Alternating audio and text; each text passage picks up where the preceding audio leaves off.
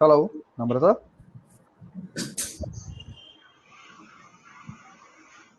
Okay, so welcome everybody.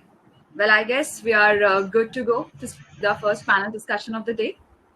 I guess we still have, yes, I guess we're on time. It's 10:30 now.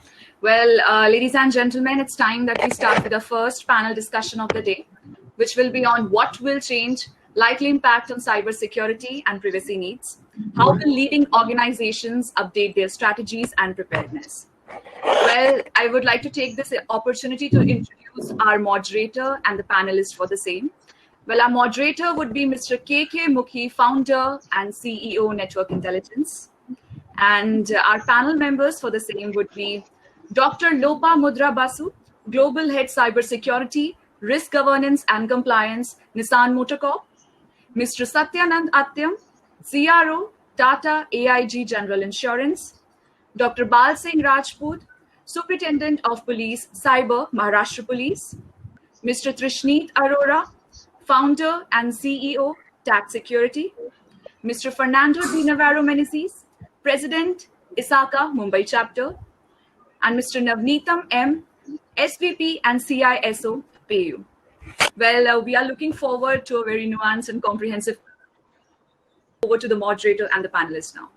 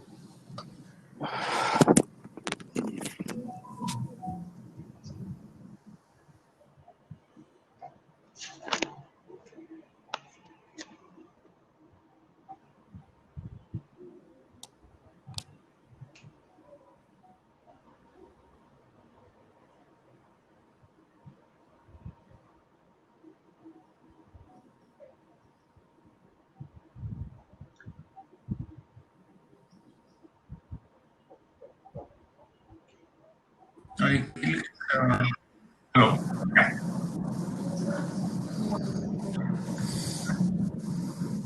Hello, good morning.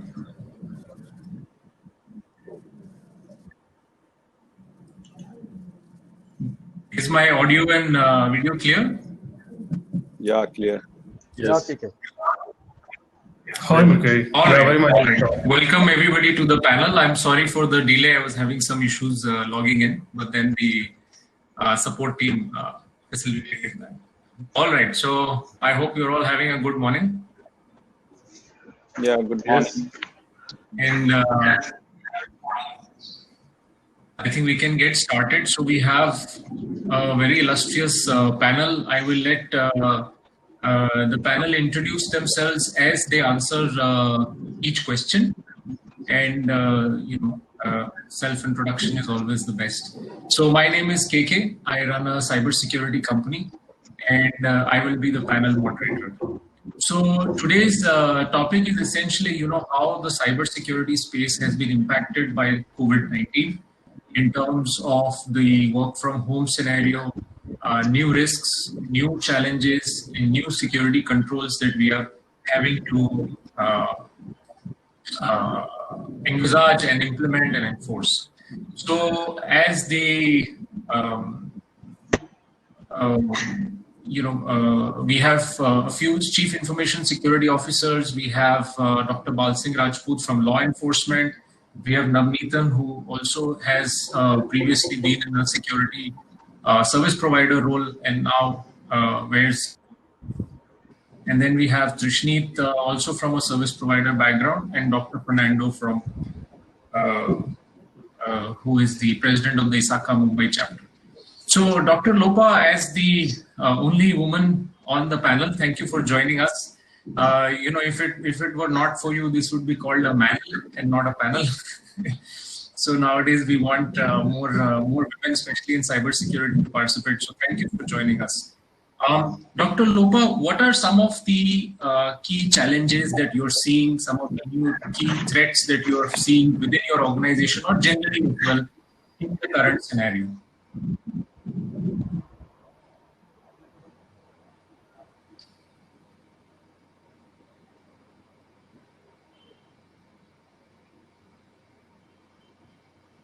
Are we all able to hear her? No, Lopa, we couldn't hear you. I think we are unable to hear Lopa. Yeah. Am I audible? Video is fine. The audio is coming. Okay. Yeah. Perfect. Yes, now you are. Thank you, KK, and good morning to all.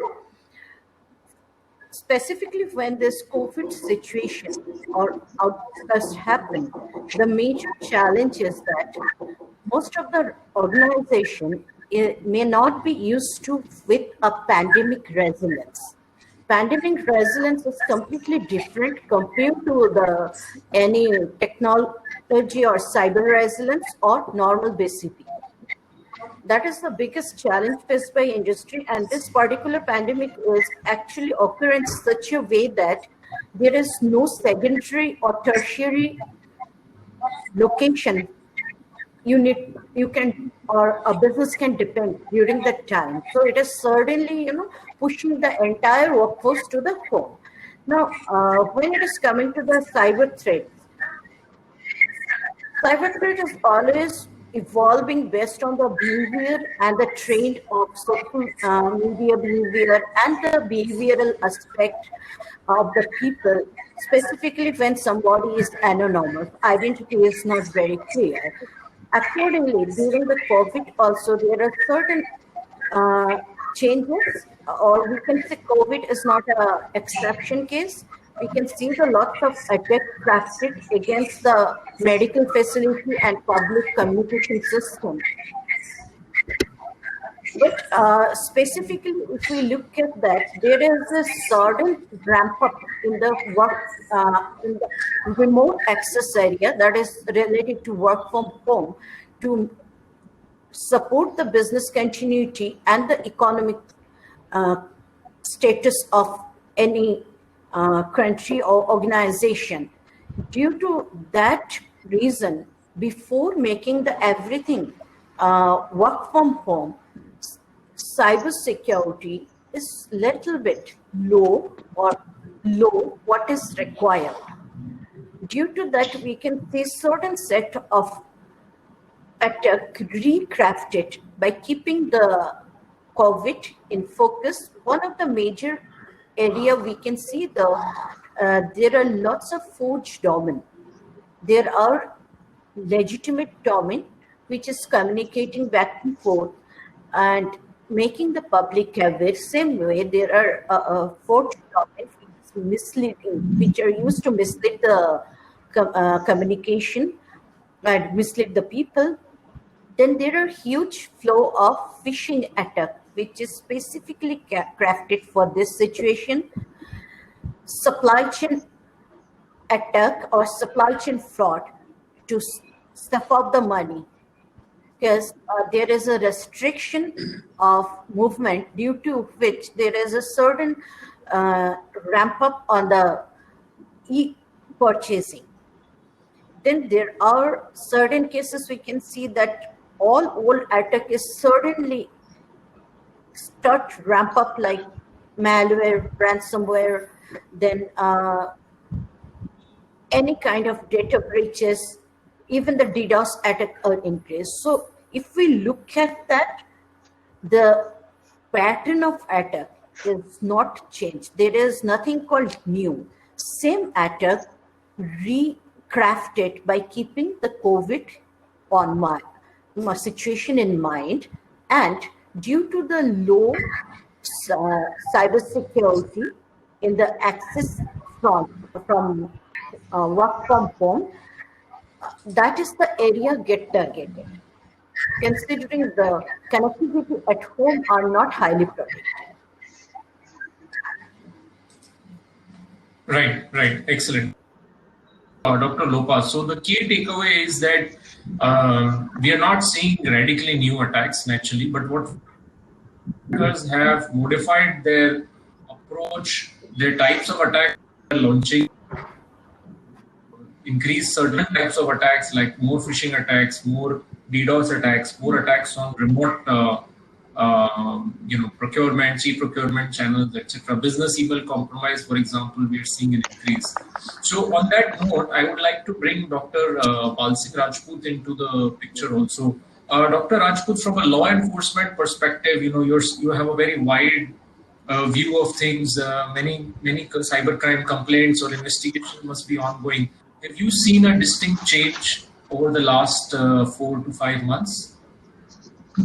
Yeah. Namaskar. Am I audible? Yes. Yeah. Thank you. For last Yes.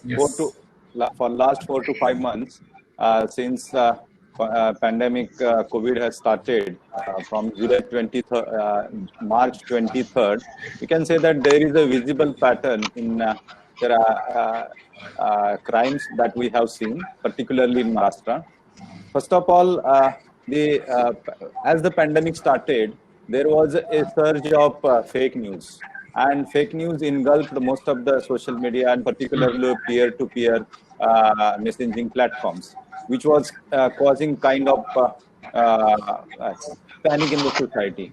The moment the fake news was going, the same time the hate speech. So people were blaming the different communities for spread of the COVID, and we have registered. It's not just an observation; it's from the empirical data that 560 cases till so far has been registered. Out of that, 200 odd are of fake news and 300 something of hate speeches. So we can clearly say that after the start in pandemic, the socio-psychological and we can say the religious angle that has figured in our social arena. Then third is economic crimes. So cyber economic crimes have come up, particularly as the pandemic started. People started to move on digital platforms for education purposes, for conducting their daily business, work from home. And a third one, most of the transactions were also shifted from physical to digital domain. In that, all this work from home and physical and digital transactions, one thing happened: most of the companies were not paying attention to their grievance redressal system. Most of the frauds presently happening for grievance redressal. So people, suppose you are placed an order on e-shopping and you have not got it, and you are calling for grievance redressal, or suppose your Paytm payment has failed, or your e-wallet payment has failed. The grievance redressal system is basically run by the crooks. And the moment you call somebody for any kind of help, they are there. This was one kind of. Second, that was online liquor supply. That was another fraud. People were sitting at home, locked down, and they were asking for some kind of liquor and other things. The convents had set up a fake website, and this fraud still so far is also going on rampant.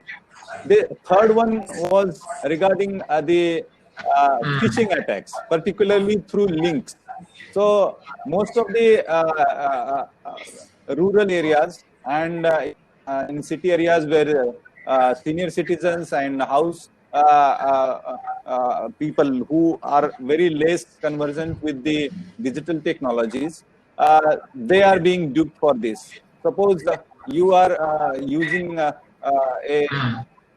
wallet, maybe any payment wallet, PayU, or maybe WhatsApp Pay or Google Pay or something, and you will get a call that your payment wallet has facing some problems, and I will correct it. The people normally don't know, because most of the times bank people or call centers are there of different companies, and they call for such things. But here they don't ask you for any PIN, or because now we have made people aware about don't share PIN and credit card number. They don't ask for that. They say that just download this application, and you will cure all these the difficulties you are facing. And people are downloading the AnyDesk, Helpdesk, kind of applications. With these applications access all kind of information, and people are duped. So these are the some of the kind of frauds that we have came across, and these are rampant. People are losing money from the tune of few hundreds to few lakhs. And so the most glaring case that we came to know was about 3 lakh rupees were siphoned off within 2 to 3 minutes. So these are some of the trends which we have seen. Another trend that we have seen in educational domain is that abuse on online conferences platforms like Zoom and this Google Meet and WebEx. So where the online classes are being run, most of the academies and schools are running the online classes. Teachers are not able to keep tab on 100, 200 or 300 students. So some students, or maybe some conmen who are not students, are entering into classes, abusing the student, disturbing the process, or sending some livid messages in between. So that is also a trend that we have seen, and we are registering into it. And the last trend that we have seen is that most of the students are using their tablets and laptops for their educational purposes, where they are sending links and then getting control of the tab, and then abusing and directing a student to do something. So these are the 6 to 7 kind of trends that we have observed. That's all. Thank you. Dr. Rajput, thank you so much for a comprehensive view perspective. We knew some of these things might be happening, but we were not aware of the extent to which this is there in our society. And I think over the next few months and years, this will only rapidly increase. So it's important that we all keep ourselves on guard, especially more vulnerable populations like people our parents' age, or young children, or people who are just being exposed to technology. So thank you so much for that. Satya, I wanted to bring the conversation in terms of what recommendations you might have in terms of controls and any new measures that you are implementing within your organization in view of what's the current setup, from home setup. To all other speakers, please feel free to put your viewpoints up after the panelist has responded to the primary question. Otherwise, please keep yourselves on. Thanks, KK. I think I heard Dr. Pal Singh talking about the risk or the typical exploits which the perpetrators are doing in the market and with people, and Lopamudra's talking about the threats, ever imminent threats, which remain the same, but the exploit vector changes in the COVID scenario. So I think there is an increased activity. I think what we can really interpret out of these two panelists, I think my co-panelists who have shared their views, which is a clear indicator that the threat vectors remain the same, but the exploitation, the frequency of exploitation is increasing, because you have those scenarios in place where a fear factor, COVID with a fear factor you have, which is embedded in people's mind. I take from an organization perspective, or from the perspective of a state actor acting upon the citizens of the country. I think this is quite eminent, that these attack vectors were already there. You have a probability, and the frequency of increase is now clearly prevalent, clearly seen, and people are exploiting it. So if I talk about the organization perspective, I think if you talk about insurance sector or a BFSI sector in particular, I think everybody has a financial data of the customer and the critical sensitive data of the customer they hold during the course of the business. You talk about the vendor environment, you talk about the peripheral, all the vendors who connect with an enterprise, which can be a BFSI bank, it could be a lending company, which could be an insurance company. I think your holes of security which are getting exploited are increasing, and you need to make all them aware, more aware, saying that what is an authorized connection, who is an authorized customer, who is an authorized employee, and how you are going to have an identity clearly identified. Because the identity has to be, if the identity is exploited, then there is a greater probability of a bigger data leakage. So I think from a perspective of an organization, I think every organization is getting more secure from a perspective of awareness. They are implementing more secure solutions because everybody is going into work from home, and the threat vector now again increases because everybody is not in the secured environment in the organization where you have the clear firewalls in place and you have a very authorized connection which is bought in. But though work from home is more of an extended enterprise, it is never something that people are out moving out from an extended enterprise. You are still connecting through a VPN connection. You are still connecting to internet through a corporate proxy. So still you are a part of an extended enterprise, but the threat vector remains, more prevalent because you have a more propensity of people, not working in a cohesive organization environment, and you have a greater amount of influence on them from a social engineering perspective also. So this is quite a very, very important risk which we as well as every organization has accepted cybersecurity from the perspective of what that from a data leakage, from a breach, from a brand risk perspective is something is a very acknowledged risk.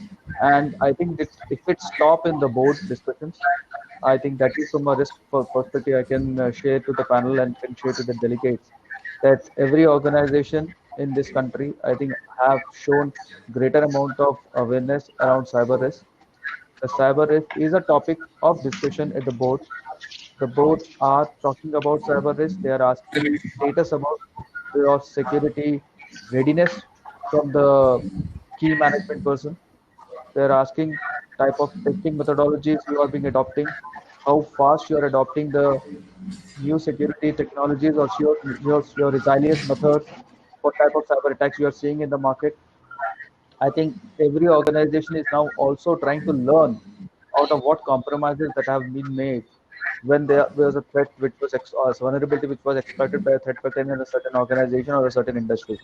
So cross-learning initiatives are increasing because nobody wants to learn after a mistake which has been committed. So if at all you can have an opportunity to learn something from the mistakes which others have committed and strengthen your own security posture, I think that is what is now being increasingly discussed in the management risk committees, in the board risk committees, and that is good for any organization in that way. That is from my side, Mukhi.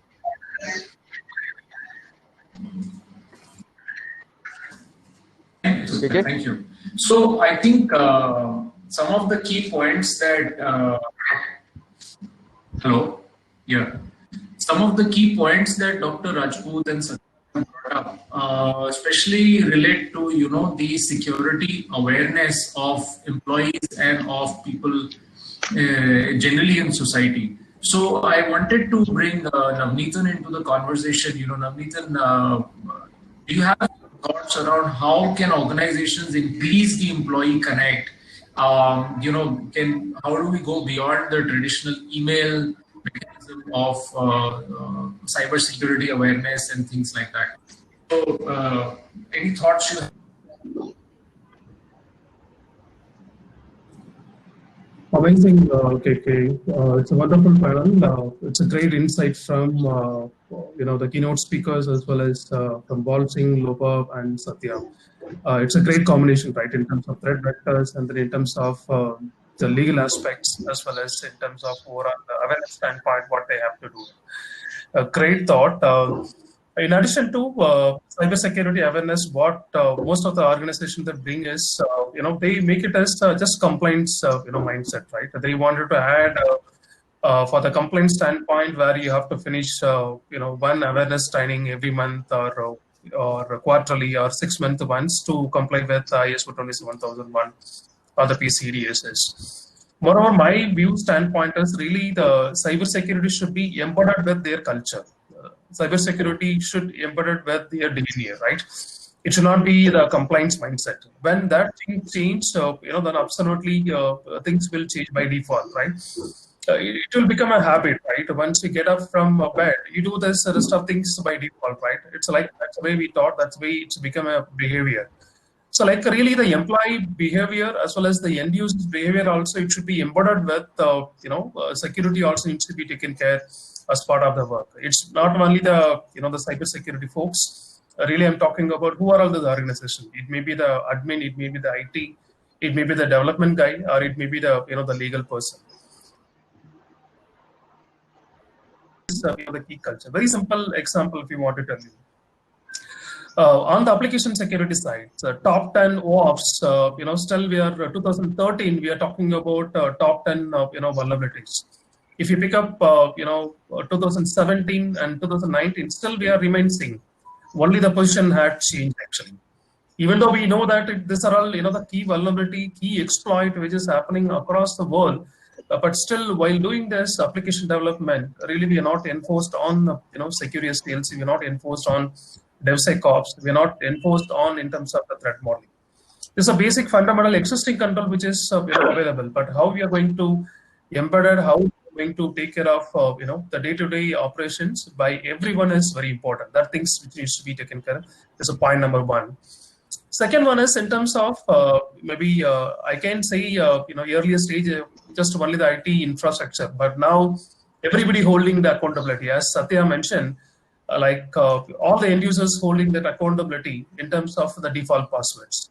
Very simple example if I want to tell you, at home we have the routers, right? All the routers passwords, we are talking about your firewall, VPN, XYZ, perfectly it's fine. But just turn your routers and then just log in with your console, admin, you can get into your, router. So this can be gotten by any war driving, right? Any who is coming to deliver or who is coming next to you in your apartment or villa, they can hack your complete network. And then second one is in terms of your SSID. Most of the people, they have SSIDs with their password or, just few seconds where we can crack into the dictionary attack. That is a fundamental things really, where we are missing. Third one is from the IT standpoint. So we are talking about, the lot of controls, right? And a lot of dark web publications which is happening across the world actually. From India as well as from the global, lot of personal information, PHA information published on the dark web for the selling as well as other purpose. How it is moving actually. It's most of things it's happening on the VPN traffic. We think a VPN is secure. Of course it's secure, but for the hacker also, right? How many people we monitor this VPN traffic on the firewall? We see that's a VPN traffic, of course, let it go actually. But the data is going in terms of GB, right? If you see the dark web, most of the data is lying in terms of GB. How it is possible? It's everything going from this organization, right? So most of the organization, they are missing to monitor, the VPN traffic. That's the key, and then the fundamental things which needs to be taken care. And then fourth, the last point is most of the CISOs really they have a two track, right? One is in terms of the compliance side, and then one is us on the ground reality. As Saraswati mentioned, even I was insisting to Rajesh spent really not only on the the compliance side we have to focus. We have to do the red teaming exercise for most of the organization to get to know the ground reality, right? It's not only on the documentation. You may have a firewall, but if it is effectively not enforced, what is the use of that? You may have a WAF, you may have a DDoS, but this effective enforcement is the key fundamental stuff which play the significant role. And for that, really, we have to embed, security as part of our culture. It should be part of our DNA. And then so that, they don't see as awkward, they don't see as occasional, performance. They see is, absolutely as a day-to-day activity, then it will become a normal to take care of it. Thanks. Dr. Bolsing, Yeah. Yeah. Dr. Bolsing has mentioned in terms of couple of fraud, right? In terms of wallet. Yeah, in terms of wallet, what they are getting into the fraud and all things. But I directly got into the those fraud, and then we got involved. Just very stop. One of the IAS officers, the mobile phone, they have taken the control like that actually. It is very shocking, and then things actually. Because they have told he was on a busy schedule, right? They told just this is the things, it's a technical, just they have taken the control. Yeah. Unfortunately, made aware and then we stopped So great. action. So that's why. Yeah, great points. It's going on Yeah, Navneethan, sorry, just to add some more points here. Great inputs. Thank you so much for that. Really on the red team, I believe that's a good thing to do. And we are also seeing certain basic security controls also failing. For example, patch management, because the users are connected on connections. They're not able to download patches. So even basic endpoint hygiene and then the endpoint security, Wi-Fi, SSID points that you brought up, excellent. So those are definitely risks from an end user endpoint perspective. I just want to bring Trishneet also into the conversation. Trishneet, what are as a cybersecurity consultant, what are some of the recommendations that you would give in addition to what we've heard so far? Any thoughts that you would like to share of what you're seeing on the ground? Lopa already mentioned about increase in phishing attacks and DDoS attacks. Satya mentioned how this has become a board level issue now. And they're increasing VPN security and monitoring. Navneethan mentioned a number of very good controls, etc. So if you could also share your thoughts on what you think are some of the recommendations that you would make to organizations in the current situation. Definitely, thanks for the introduction, Nikhil. And hi everyone. It's a really great panel that different industries in the same panel. So Navneethan that has always mentioned the red teaming exercise has to be done to check the ground reality of any organization, right? So the real challenge that we see if we talk about cybersecurity threat in the pandemic has been increased. The great example is Twitter, right? Being one of the best technology company, if they can be breached, so then we can expect the same thing from any other organization as well, right? So, and as per my experience and knowledge, in the cybersecurity space, that looks like internal attack more than external attack, right? So inside attacks are more dangerous. More threat is coming from the insider vulnerabilities, and which is especially the people point of view, right? So in fact, Dr. Lopa also has mentioned in the beginning, right? So that is one point that people has to be looked into. Organization has to look into the insider threat. The second is Navneethan has already mentioned about the checking the ground reality, not just following the compliances checklist, but really understanding where the organization stands on the ground reality on the cybersecurity perspective, right? And the third, the challenge that which I have seen in the past 4 months that since the pandemic been happening and the lockdown has happened is everybody is talking about cybersecurity. Everybody knows cybersecurity is a need in any organization, and the budget also has to be increased, and special attention has to be given to the CISOs and the security experts in the organization. But at the same time, where the organization is going for the cost cutting, every other organization is going for cost cutting. That cost cutting is also happening with the cybersecurity budget as well, right? Where they have to increase the budget for cybersecurity, where they're already decreasing the existing budget to the if you compare to the previous year as well. That is a major challenge I think any security leaders are facing in the industry, like CISOs are facing. I personally believe, right? So on the business continuity perspective, right? But if you talk about the tech perspective, vulnerabilities, if any attack has taken a place or will take a place, through the any the vulnerability, which could be a technology vulnerability or maybe a people vulnerability, right? So the CISOs or any security leaders in the organizations, where they are lacking into it is visibility and the management of the vulnerabilities. They can't measure what vulnerabilities are lying in their system and how to prioritize them, right? If they have thousands of vulnerabilities in their whole IT stack, what needs to be prioritized at the first place. Therefore, I think the organizations are facing challenges, and therefore the incidents are happening more often, right? So if there is a system which can help a CISOs to manage and have a visibility of their whole cybersecurity posture in one framework, right? Then I think the cyber attacks can be mitigated, or the threats can be mitigated. That is another perspective for the future. And yes, definitely looking into it, connecting all your vulnerabilities or maybe your incidents, or not just perspective to the people or to the technology, but also like SIM or people or your risk and compliance, your application, your network infrastructure, all has to come together in one framework. So where the CISOs can have a visibility and manage and prioritize their vulnerabilities, their incidents, so they can mitigate the risk in the future. That is what exactly I think is a real need of the hour in the work from home environment. And because when you are in the office, right, you do your urgent work. You don't prioritize, because we are in the system. CISOs always have a lot of work in their on their table, but they don't prioritize the immediate work or maybe the important work. They do the urgent work.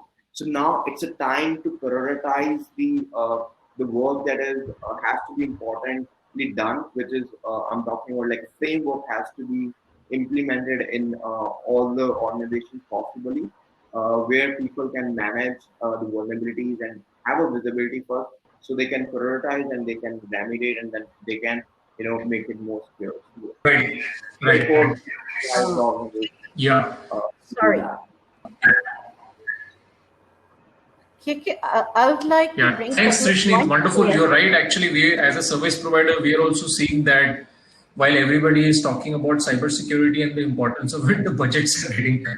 So definitely, companies are focusing on extremely priority areas of cybersecurity, and a lot of the other stuff is strategy, policy, procedure, risk assessment. These things are getting pushed lower down the priority list, whereas these are also extremely important. So let's see how the situation plays out. Fernando, as as a very experienced cybersecurity professional, and especially from an auditor experience, and as the president of the ISACA Mumbai chapter, could you please throw some light on the audit perspective in the remote environment? How do auditors handle this situation, and is there any regulatory guidance on how to do audits in this situation? First of all, very good morning to all my fellow panelists, and indeed all of you here at the conference. It's a great honor and privilege for me to be part of this very eminent panel of speakers, and also for the ISACA Mumbai chapter to be a knowledge partner at this event. Knowledge very aptly so, because one of the core activities of ISACA is dissemination. The other being educating people to be certified in our world-class certification that we offer. ISACA Mumbai chapter is one of the largest and most vibrant chapters globally, and it belongs to a global network of over 165,000 professionals, representing over 235 chapters globally in a geography of 188 plus countries. So I'm happy that there are a few panelists here who are part of ISACA. So I'll get down to answering your question. Now, from an audit perspective, one has to understand what has really changed. The on-site meeting room has been replaced by the virtual meeting room using video conferencing technologies. You just heard a little while ago there have been flaws in some of these technologies. The technologies that are used are MS Teams. Some of the technologies used are MS Teams, Cisco WebEx. These in itself bring new threats and vulnerabilities, and the auditors hellbound to see that threats related to these new technologies are taken care of in their risk assessment. Most evidences now are in the form of scans, if enabled, luckily if enabled, you get access to the company infrastructure through a remote method. Now, for this being scans that you're evidencing, it would make sense for people to kind of the auditor to make a qualification in his report that he's examining evidence in the form of scans and not the real document. Probably take a declaration from the management to that effect. Thirdly, what's happening is hitherto controls that were excluded from the ambit of the audit. One classic example is teleworking. They've suddenly had to be included in the assessment, not by choice, but by compulsion, because what's happening at the current moment. So teleworking is a classic example of this. Apart from that, there are controls that have become more significant, like malware, endpoint security, incident response, and of course, business continuity. So essentially, what really happens is the risk assessments of the organization should have been revisited to ensure that new threats and vulnerabilities are taken care under the change scenario. There are proper controls in place to mitigate these and new vulnerabilities. From an audit perspective, the challenges for the auditor are more. The audit planning takes a tremendous prominence. The auditor has to be pragmatic in his approach because certain of the controls that are auditable on site may not be auditable on an online platform. The simple example is physical and site walkthrough, physical security and site walkthrough. Now, these things throw up a lot of findings when you actually go around the organization, the scope departments. So it's better for the auditor to set the expectations to the organizations and be ready so that they are ready with the artifacts at the time of the audit, and time is not wasted, searching for evidences when you're auditing. And it's as a support to his audit plan. So the auditor then can concentrate more on policies and procedures implementation. More guidelines now are forthcoming from these certification and accreditation bodies. Guidelines in terms of the approach that the auditor has to follow from a remote perspective on how do you do the audits given the situation. Fortunately, as I speak, CERT-In has recently come out with a circular as late as last week, which was the 17th of July, giving guidelines for conducting cybersecurity audits in the pandemic-induced disruption for both impaneled auditors as well as the auditee organizations. There are 44 guidelines therein, which is a great help, I tell you. I wish the international bodies would follow suit and come out with these regulations so the auditors can perform the audit more effectively. So that's my take from the audit perspective. Okay. Excellent, Fernando. Thank you so much. A question for the organizers: do we have a Q&A option, and will people be putting their questions in the chat?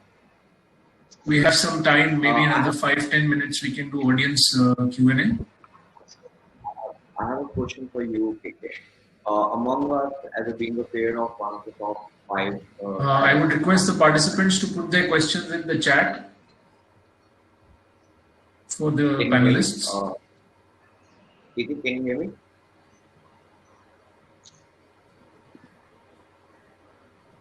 Hello.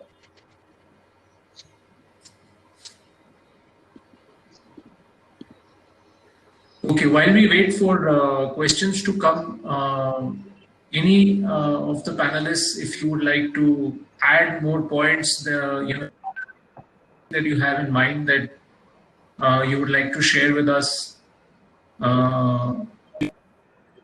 unmute yourself Sure, KK. Do share Am I any thoughts you audible? have. Am I audible, KK? I think Trishneet is saying something. Trishneet, I Am I just audible, unmuted KK? you.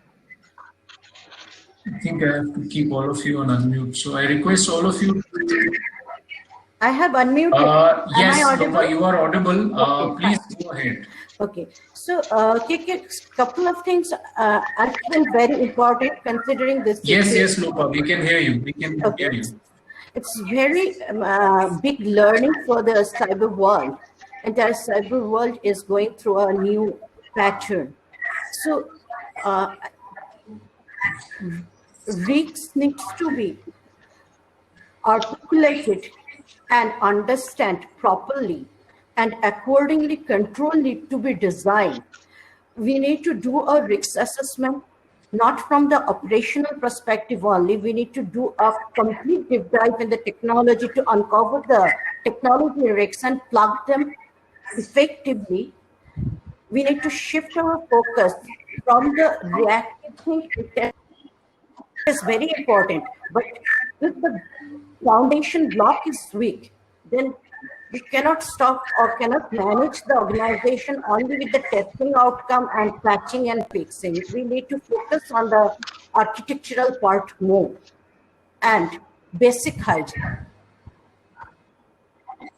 Also, what Navneet has mentioned, apart from the regular awareness, we need to craft the role-based security awareness, which needs to be aligned with their regular activity and what is the loss from financial perspective, business perspective, and the reputational perspective, how it is going to impact those business units. That is very important. When it is coming to the audit is just not for compliance. It is actually strengthen the security posture of the organization. So we need to focus on the part which is related to objectives of that particular control and align the control, not just doing the checklist based audit.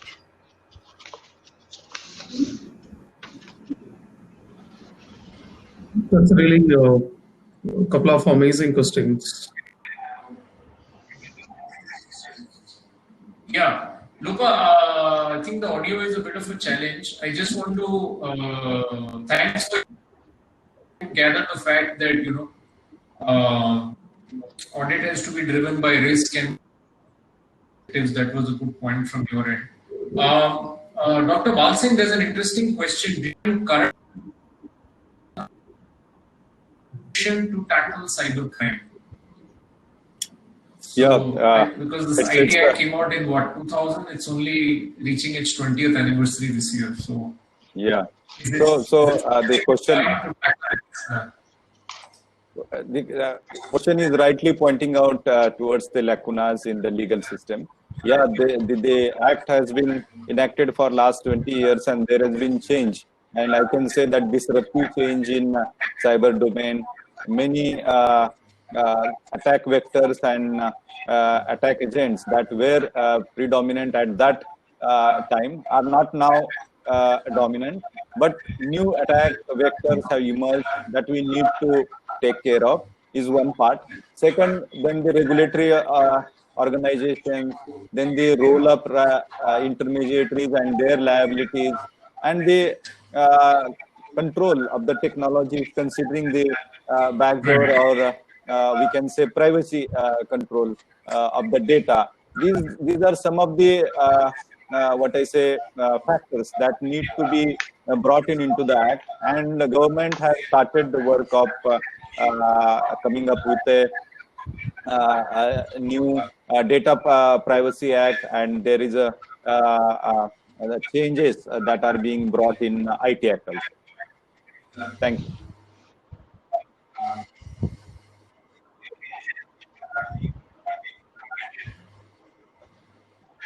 Yeah, right. Hopefully that Privacy Act gets passed in Parliament whenever Parliament convenes.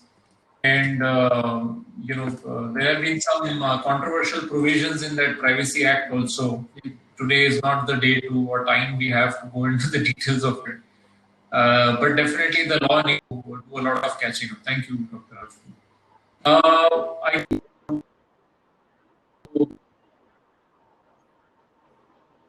don't know. I am grateful that I'm not on the panel and I don't have to answer this very difficult question. How do organizations address such a big gap in the domain expertise? So I think the broader question here that Himanshu is trying to ask,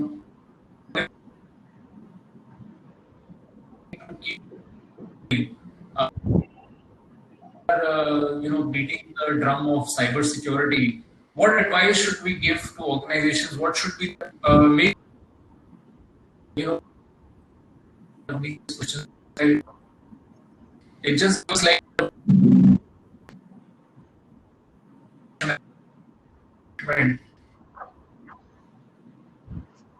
undertake as top priorities. Navneet, you can go forward first. Amazing. It's a key stuff, right? Those questions, I liked it. Ground reality questions, right? The people will talking about a lot of security flaw and then exploits, and then really the people have a little bit one side myth, one side it's a real true also. The people are talking about how do we enforce how do we enforce security controls and things. Really we have to balance both things, right? One is on the functionality, how do we run the business, but in the secure mode. It's very simple things where we are talking about security and all the things and all. But if you take your credit card, debit card, we are talking about NFC, right? Near field communication. It may not require any other physical contact. Just you tap and then you do the transaction and then move away, right? But how securely we do also it's a matter over there. So always there will be a race, irrespective of COVID or before COVID also, whether really we have to invest on the cyber security or not, right? So it's based on if there is any incident or anything that happened, then only the people make aware really we have to take care of it. So from end to end, really we have to have a balance of cyber security as well as the business. Of course, as I rightly told, cybersecurity needs to be embedded as part of the business, and then always we should not look for any new type. What are the tools and technology process we have? We should be enforced effectively. Then things will be yielding the results. Over to you, Satya. Yeah, I think the business and cybersecurity has to go hand in hand. We are not in the businesses where things are manual. We are in business that everything is digital. The way we operate, the way we function, the way we source business, the way we handle customers, the way we grow, everything is digital. And when everything is a digital footprint, you need to have a good amount of cybersecurity implemented so that you have the resilience and you have the ability to grow. Now, typically what happens, cybersecurity becomes a break to the organization, and it also becomes an overriding factor for the business. If at all it is impeding business, then that cybersecurity is not good for the organization. I think there is an amount of balance which we need to do from a security and business, where business needs to move forward, but cybersecurity needs to help him to move forward fast. But it doesn't mean that the business moves fast, overriding the cybersecurity controls where you can have a big exposure. So it's always a healthy debate within the organization. What is important and what is to an extent you need to implement cybersecurity controls.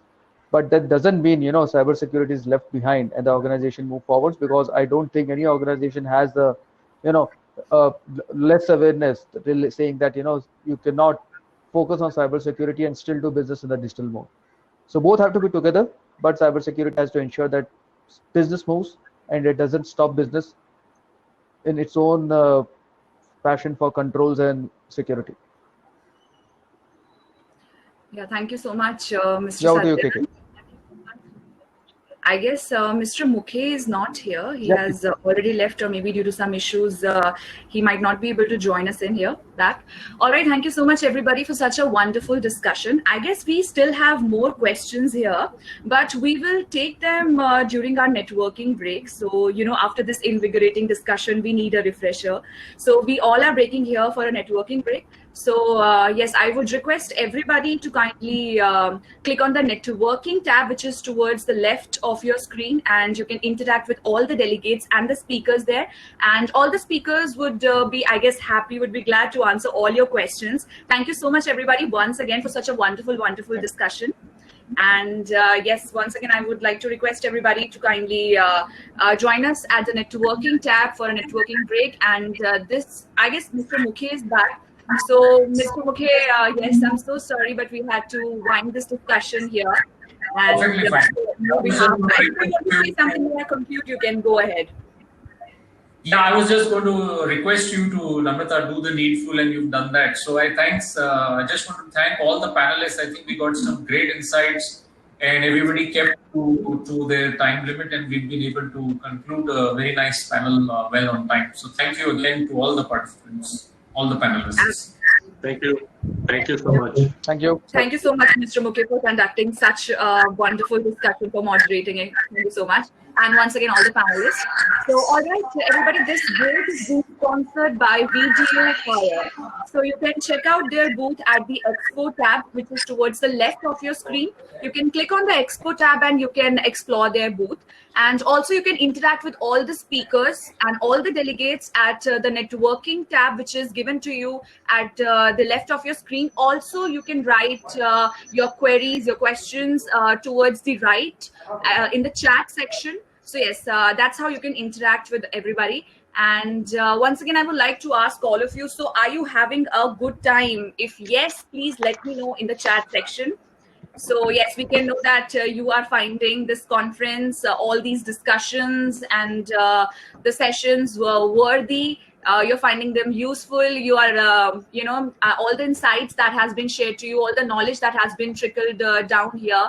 I hope all of you are finding it useful. So please let us know here in the chat section. Yeah, thank you so much. So with this, I would request everybody to kindly join us back at 11:30.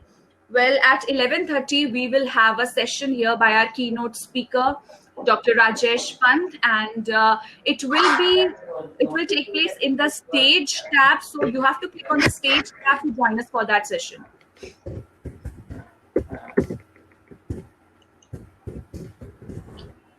Thank you. Bye-bye.